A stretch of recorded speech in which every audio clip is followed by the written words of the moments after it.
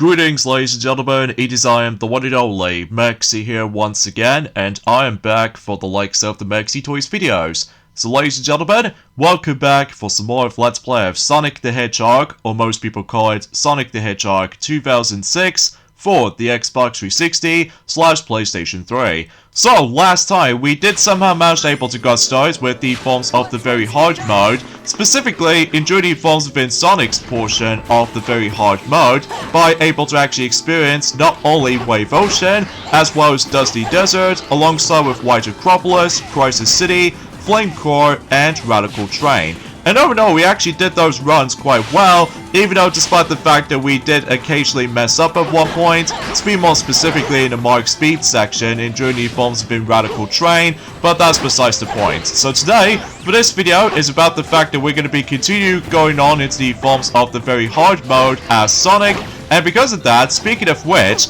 we're also able to say this right now, we can exponentially try to able to finish up everything in Sonic's gameplay style, at least for now anyway, until whenever we get to Silver's very hard mode, where basically though, that will be the true definition of the final time, we're going to be playing as Sonic the Hedgehog in his main game. So because of that though, yeah, everything else will be pretty much accounted for, so the only three remaining stages we can able to go into are in terms of very hard mode as Sonic, and that's what appears to be in Tropical Jungle, where Tropical Jungle is basically unchanged for the most part, in terms of the forms of the gameplay mechanics. Like, as a result, we still have to carry Princess Elise all the way towards the very end of the level, so as to be expected, much like the forms of how it does it in the regular version, to be more specifically on normal mode alongside with hard mode, that basically though is going to be divided into two different loading screens, and in addition to that, that will be divided into two different segments. So because of that, now,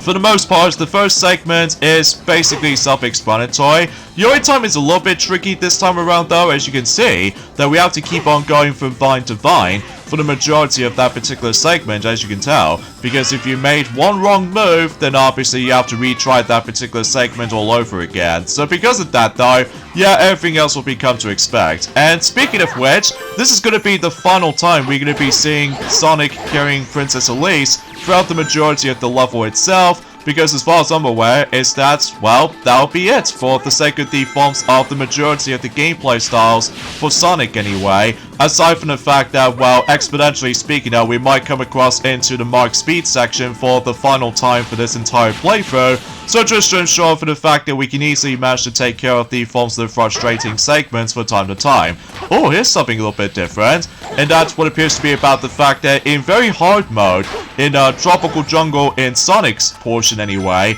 that as you can see, it does manage to take place in a different section, which as a result, this section is entirely based off from the likes of it, not only Silver's Tropical Jungle, by simply able to go navigate through the ruins maze-like, but also it's almost entirely based off from Rouge's Tropical Jungle as well. But the noticeable difference is this time around though, is that obviously we have to force to able to catch a ride with the forms of these giant turtles. So as a result, we can pretty much guarantee to able to go from point A to point B when it comes to riding a whole bunch of turtles. So yeah, it can be felt a bit weird with all this particular realism thing, especially noticeable because, relatively speaking now, as I've mentioned about this before, it just feels a bit glaring when it comes to likely for its highly detailed graphics, especially noticeable because obviously this was the early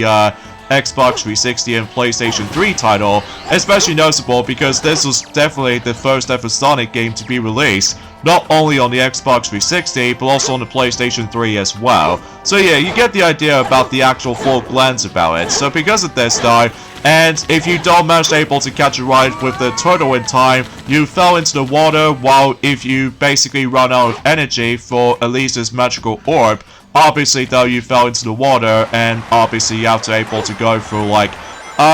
you know what I'm saying, with all this particular turtle riding all over again, which is pretty much standard stuff. So because of that though, Now, as far as I'm aware, it's about the fact that when it comes to anything else I can possibly explain any of this, well, suffice to say, it's about the fact that, well, today's date, of course, is the 5th of April today, in some cases in 2024 today, so generally speaking, though, it's about the fact that I'm pretty concerned about the fact that we've only got about exactly 48 days to go until Paper Mario The Thousand Year Door Switch Remake is going to be approaching. So because of this, though, now,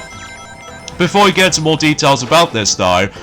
originally though, that Sonic was supposed to be playable without carrying Princess Elise for the majority of the forms of Tropical Jungle originally, but because of how the fact that back in Journey Forms of some time, in Journey Forms of one of those trailers of the game, basically though it's about the fact that you see the specific footage of Sonic is actually going to be exploring into Tropical Jungle by himself, rather than just able to actually keep a hold of Princess Elise or carrying Princess Elise the whole way through. Whilst, as it turns out, in the final release of the game, obviously though it's about the fact that the majority of the forms of Tropical Jungle in Sonic's story is most likely we're going to be carrying Princess Elise the whole way through. Similar to the forms of how it does kind of reminds me like a similar vibes as when Tarzan decides to help Jane by getting chased by a bunch of baboons. So, and I will say though, while looking back on that scene alone, it's almost like a roller coaster to me though, especially noticeable how amazing the animations looked.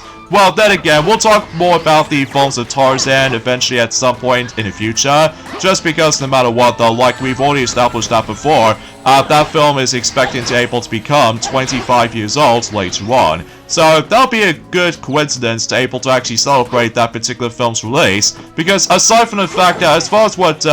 Coco Bandicoot, that she's already mentioned about this already, about the fact that we've already did manage to able to celebrate the 10th anniversary of Rio 2, at least specifically for those of you who lived in the UK release. So, no matter what though, while looking back on it though, that as far as what Coco Bandicoot has already mentioned about, that obviously the animation as well as the visuals is probably the best part about the film, especially noticeable because it's so much more colorful, and on top of that, the actual animation is a massive step up from the likes of in the first film. Don't get me wrong though, I do still enjoy the first one still, especially noticeable because relatively speaking I was about the fact that I can totally see why, that some of these other people do have their own opinions about the forms of which specific franchises they somehow enjoy. Well, I'll explain more about that until whenever we get to in the forms of in Silver's very hard mode. But as you can see, at the very end of that particular Tropical Jungle right there, we have to quickly try to able to defeat a whole bunch of those Eggman's robots while trying to able to deal with them in water. So yeah, it's pretty insane if you ask me. Especially noticeable, that's the reason how, about the fact that that particular teleporting portal did somehow exist in the first place. So yeah, as a result, yeah, you probably get the idea for this point. So anyway, it all comes down to 2 more stages to go in terms of the forms of Sonic's very hard mode, and next up we have is Kingdom Valley, which means this will be the final time we're going to be seeing the forms of the Mark Speed section throughout the majority of this entire Let's Play. Now, before we get on to the forms of another discussions I would like to point things out, there is that eagle shortcut you can able to actually perform, where basically though, if you manage to able to directly homing attack into that particular eagle, that you can able to hang on to, and basically though, you can able to actually just to not only skip certain portions of the beginning portion of this entire stage, but also about the fact that it gives you some bit of goodies and what have you for like item boxes and all that stuff. Now, what makes very hard mode in Kingdom Valley extremely difficult is that, as you can tell, if you manage to try to able to actually activate the gusts of wind guardrails or grind rails, basically though it's about the fact that we have to jump from rail to rail while at the same time trying to able to actually homing attack into one of those switches to activate, making things a little bit more difficult compared to the forms of how it does it on not only on normal mode but also on hard mode as well. So you might able to actually get the idea to know about the fact that it will make things a little bit more exhilarating to say the least, despite the fact that you might still able to actually come across into technical issues as well as the forms of some collision detection issues. So as well as the forms of some control problems, such as about the fact that you need to be extremely precise with that particular part's worth noting for. So, and speaking of Kingdom Valley though, is about the fact that I think I've already mentioned about this, I think anyway, but I'm also able to actually mention about this again anyway, is that Kingdom Valley, specifically, if you ever experienced the downloadable version of Sonic the Hedgehog 2006 demo on the Xbox Live Marketplace back in the day, that Kingdom Valley is the only playable level you can able to experience. Like, you can only able to actually go into one section of the level, which basically you can able to get used to with the controls, as well as specific movesets for Sonic, and vice versa though, really. So, yeah, you probably get the idea for that. And once you're done with that particular Kingdom Valley level on the actual demo, that basically though is about the fact that it shows us the actual teaser trailer just before the game actually came out. And as far as I'm aware, is that the S-rank requirement in Journey forms within the demo version does require you to be able to reach for about 40,000 points as opposed to 5,000 points, unlike the final version of the game, including with 100,000 points on the very hard mode. So yeah, you probably get the idea about the forms of some massive differences when it comes to likely for its point value during that specific time. And as far as I'm aware, is that, like I mentioned about this before, that this game was supposed to have the day and night system, where basically the longer you spend on the entire stage, that the time of the day decides to change between day and night, which actually that makes it a little bit of a benefit, if it does exist anyway, just to show the forms of the actual Xbox 360's, graphical capabilities, which as a result, unlike the final version, that particular idea has been scrapped until eventually they decide able to utilize that concept before Sonic Unleashed, alongside with the forms of some other Mario stuff as well. Like, for instance, in Mario Party 2, alongside with Mario Party Superstars, that both of those games utilize the day and night system in only in one board in particular, and that's what appears to be Horrorland. And as far as I'm aware, is that in Mario Party 6, heavily utilizes the forms of the day and night system for everything, ranging from board mechanics, alongside with the forms of some mini-games, and much more. So, I can totally see why about the fact that, speaking of Mario Party 6 though, about the fact that I just realized that Mario Party 6 is going to become 20 this year, which as a result, specifically in Japan and North America release, because unlike the European version, as well as the Australian versions as well, has to wait until 2005 back then, especially noticeable until next year in 2025, that not only we're able to celebrate the 20th anniversary of the European version of Mario Party 6, but also with the forms of Mario Party Advance, and even especially noticeable with Mario Party 7 for not only in Japan, but also for North America as well. So yeah, there's quite a lot of Mario Party anniversaries coming up for the sake of the forms of 2025, between with the forms of both Mario Party Advance and Mario Party 7. So yeah, that seems pretty crazy, alongside with the forms of Mario Kart DS. So yeah, we'll save that particular topic if we get on to 2025, if we decided able to actually aim for the sake of the forms of trying to able to celebrate something related to the Super Mario Bros. 40th anniversary next year. So yeah, that could be a sight to behold. So oh, and speaking of something related to the Super Mario Bros. Kind of thing, yes, for those of you probably wondering, yes, indeed, about the fact that, well, for those of you probably wondering, yes, I'm about to able to say, happy 1 year anniversary of the film's release of the Super Mario Bros. Movie, and oh man, it is so good to able to actually celebrate that particular film's 1 year anniversary since when it first came out in last year in 2023, and I remember watching that particular film twice during the forms within multiple reasons, because obviously a die-hard Mario fan such as myself, alongside with Sonic the Hedgehog itself as well, because usually what I was gonna able to think about when I was trying to play video games, I always remind myself like I was experiencing not only the Legend of Zelda stuff for able to get some bit of relaxation for time to time, and on top of that, just know about the forms of some improved reading skills that I have, and on top of that, if I want something a little bit more exhilarating and fun, obviously about the fact that with Mario and Sonic games are always my kind of thing, especially noticeable because I am seriously in adore both Mario and Sonic games, except the fact that some other games are mixed back in some parts. Well, usually, relatively speaking, though, I'm looking at you, Hotel Mario for Philips CDI, because gee, it is ridiculously expensive these days now. In terms of able to obtain the Philips CDI as far as the game system itself, because gee, no wonder why that particular console just, well, blows. So anyway, so here we go onto a different section. So it looks like no matter what though, we don't have to rely on utilizing the forms of the light speed dash thing, thankfully. So, whilst unlike in normal mode and hard mode, that we have to able to be very careful not to fall into the water, because otherwise, if I fell in the water, then my score count will just go back all the way to 0. So, yeah, that'll be no fun. Especially noticeable because, well,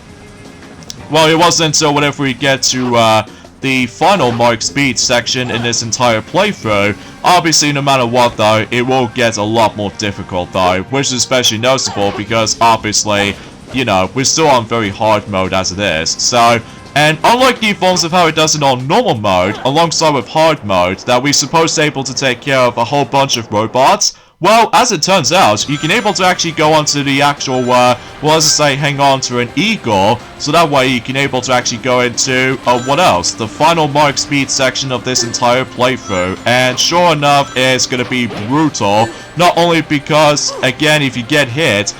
there's no way you can able to actually recover from jumping, so because of that, you always have to, go for this particular stumbling animation and you locked completely. So because of that though, that's a bit unpredictable on my part, but who cares about that, because obviously no matter what though, that I'm pretty sure about the fact that I'm also able to guarantee to get myself a bit of a lower ranking, which as a result, similar to the forms of how it does it on normal mode, that I'm pretty sure I'm also guaranteed to get a B rank. Although, to be fair, it's better than, the C rank or a D rank, because my goodness, D rank is going to be a pitiful rank to able to achieve. So, and still, I highly suggest you not recommend utilizing the light speed dash on this part, because obviously you're about to not only waste lives so many times, but it's also about the fact that you're also able to get unbalanced and stuff like that, or in some cases though, yeah, you get the idea for that point. So, I already know for a fact that it's been about 2 days ago since I actually have last played this game for sure. I mean, relatively speaking, it was about the fact that we're pretty much almost done, in terms of the forms of every single content we can show off, in terms of the forms of Sonic the Hedgehog 2006, as far as the game itself. Mind you, there might be some exceptions here and there, like, for example, that I mentioned about this before, I don't think it's possible we can able to show off Knuckles' victory animation, alongside with the forms of this very weird glitches that I somehow encountered, not only just trying to able to play the game for myself, but also just trying to able to experience with, well, other miscellaneous kind of stuff, and on top of that, there is no way I'm not going to be able to actually be bothered to able to tackle through every single town missions of how this game actually has to offer. Like, you know what's sad? Is that most of the actual town missions always requires you to able to destroy the amount of enemies as much as you can. Or, in some cases though, you have to do a lot of question trivias, which is filled to the brim with a lot of loading screens, by the way. Yeah, I'm looking at you with the forms of that particular Astro's challenge for this gosh darn counting box game. Like, seriously, you have to go through so many loading screens on that particular mission alone. Like, that is just so bonkers and ridiculous at the same time. But that's the way I was expecting, so... But, yeah, as I was saying about the forms of how the fact I can't even believe it's been about 1 year ago since when the Super Mario Bros. Movie first came out, and Journey Evolves have been not only in the America, but also in the UK version as well. So yeah, it seems that, you know, time flies. And still, while looking back on it though, since I'm a huge Mario fanatic, well, obviously I still enjoy it, even to this day. Although, the only thing it does bother me a little bit, that's what it appears to be that certain scenes do have licensed music. So, likely, for instance, with the forms of, No Sleeping Till Brooklyn song was on it, and also say applies with the forms of Take On Me, and on top of that, there was also, Thunderstruck! and all that stuff, which I do know the song from somewhere, but I'm probably not going to be able to try to demonstrate this to you now, because obviously I'll just get copyrighted. So because of that, though, yes, definitely a missed opportunity. I will admit, though, that was the only bad thing about it, though. But apart from those side of things, though, I will still say that particular film is awesome to me, especially noticeable about the fact that until 2026, I'm super excited about the fact that there's going to be yet another Mario movie is on its way. But I can't tell exactly what that film is going to be all about exactly, because as we expected, there's a lot of speculations going on. So, but yeah, that's as far as I was going to able to expect this. So, yeah, let me know in the comments down below for the question of the day. What was your thoughts about the films of, the Super Mario Bros. Movie after when, a whole year since when it first came out? Because I'd like to hear your thoughts, especially noticeable, gee, it's been 1 year old since that particular film first came out, like I said before. Because it was originally trying to able to release at some point in last year, or to be more specifically, in December in 2022, but of course that Puss in Boots The Last Wish did somehow took over for that particular date. But that's perfectly fine, because obviously Puss in Boots The Last Wish is, without a doubt, is the greatest movie sequels in terms of the films of the DreamWorks selections of movies ever, next to the films of Kung Fu Panda 2, as well as Kung Fu Panda 3 for some extent, and especially noticeable with, of course, How to Train Your Dragon 2, and as well as How to Train Your Dragon The Hidden World. And on top of that, let's not forget ourselves with the films of Shrek 2, because obviously Shrek 2 is really perfect in every way,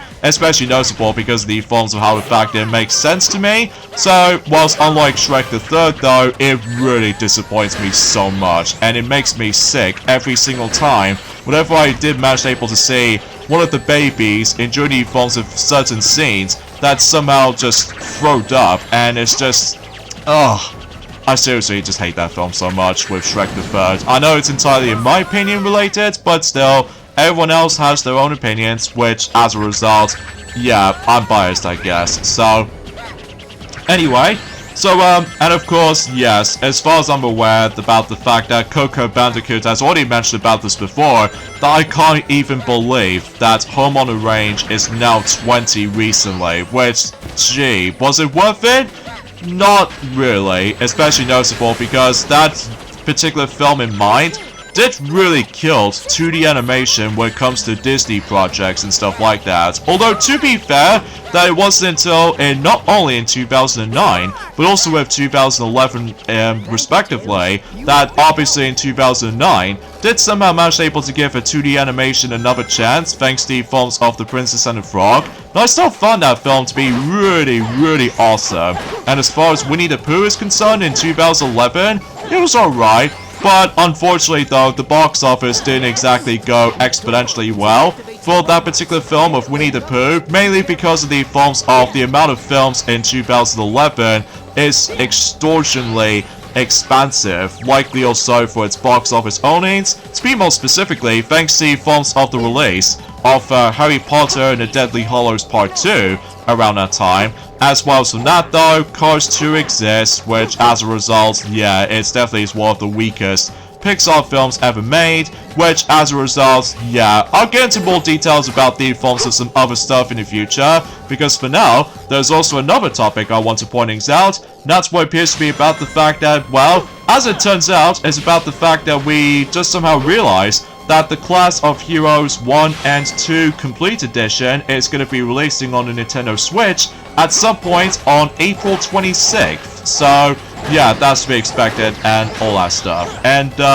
another thing it's worth noting for is about the fact that, well, usually for some films anyway, ranging between, let's just say, South Park, bigger, longer, I don't know exactly what that other subtitle for this. Oh, it did say South Park, bigger, longer, and uncut. Obviously, that particular film is going to be 25 this year sometime, alongside with Tarzan, which I already mentioned about this before. In addition to that, Toy Story 2 is also going to be 25 years old this year, which we'll discuss on that later. Alongside with that, there's also let's just say, the Iron Giant, and there's also Star Wars Episode 1, The Phantom Menace, and also The Matrix, and also The Mummy, American Beauty, and The Green Mile, and there's also the films of American Pie, and there's also some other films I can probably think about on top of my head. In fact, let me know in the comments down below to know about the films of which specific 1999 films are going to be expected to become 25 this year, because I already mentioned about the films of quite a few films, potentially speaking now, so... And yes, indeed, though, it's about the fact that we actually got ourselves the actual updated list for the sake of the films of that specific box office ownings to see who was actually on the top 10 list in terms of the films of the best box office performance so far in terms of the films of 2024. So, for instance, June Part 2 is still on top, like as a result is now on $626 million for its worldwide gross box office, and second place goes to Yolu, and third place goes to Pegasus 2, and fourth place goes to Kung Fu Panda 4, so it looks like that Kung Fu Panda 4 is almost going to be catching up in terms of the forms of the box office leaderboards, well, in terms of the forms of how this year is going to perform as. And in addition to that, there is also 5th place goes to Article 20, 6th place goes to Boonie Bear's Time Twist, 7th place goes to Godzilla x Kong, The New Empire, and 8th place goes to Bob Marley One Love, and 9th place goes to The Beekeeper, and finally 10th place goes to Ghostbusters Frozen Empire. So yeah, that's quite interesting when it comes to forms of specific placements so far, but I'm sure enough though is about the fact that during around that time later on in this year, that we'll hopefully we're able to see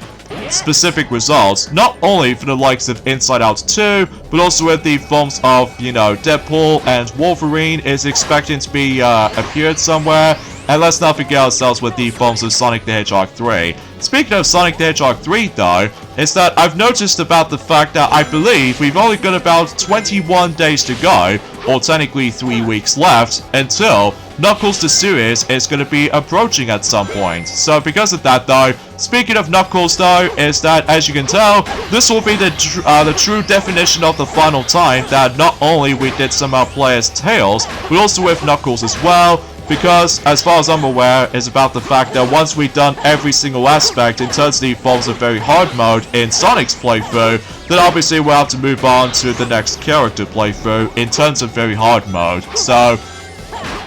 but as far as I'm aware, in terms of the forms of Aquatic base, the entire structure is pretty much unchanged for the most part, except the ending, as you can tell. Because, as you can tell, that if you go all the way towards the end of this entire stage, is that almost assuming about the forms of those laser gates will start to appear, but thankfully that doesn't seem to be the case, because as you can see, we have to deal with all of those enemies first until you realize that the goal ring wasn't there. So basically, in order able to actually let the goal ring to appear, is that we need to able to deal with all these enemies right here, because once you've done so, then something tells me with that particular special little pole thing that just somehow instantly kills any other Eggman's robots on screen. So yeah, you probably get the idea what I was is exactly what I was expecting to talk about. And of course the spring will about to appear, and yeah, that's what I can really say about this particular difference of this final section of this entire stage, as you can tell. So yeah, and I suppose the final thing I want to mention about before we end off this entire thing itself already, yes indeed, is that recently today marks the, you know, the 39th Maximus Cup is already on live, in terms of the forms of in Tetris 99, and as a result, everyone else can now able to experience a theme of Princess Peach Showtime in terms of the forms of Tetris 99 for Maximus Cup. So yeah, that's as far as I can say about it. And then, once you deal with all these enemies here, the goal ring actually appears, and wow, the camera perspective is actually a lot different around here, which I was not expecting to see. That camera angle seems to be likely like this. So, but yeah, that's about it basically, in terms of the forms of the very hard mode playthrough for Sonic anyway. I'm surprised that goes by a lot shorter than I was expecting. I think it's clearly because I do enjoy Sonic's gameplay style, at least in my opinion anyway though. Even though, no matter what though, it's about the fact, it's a shame about the fact that we're not going to be playing as Sonic for a little while, at least for now anyway, because relatively speaking though, it's about the fact that despite the fact I do need to go back onto hard mode, but I'll do that off screen so that way I can able to experience the hard mode on my own time. So with that being said folks, is that we get the endings off this point right here. So join me next time for more of Let's Play of Sonic the Hedgehog 2006 in terms of DLC content. Next up we'll hit on to Silver's very hard mode, because we'll save Shadows for last, because my goodness, it's going to be a lot of busy work. So, but then again, we'll explain more about it until the later weeks to come. So for now, it's Silver's turn, so I'll see you guys then. Later, fellas.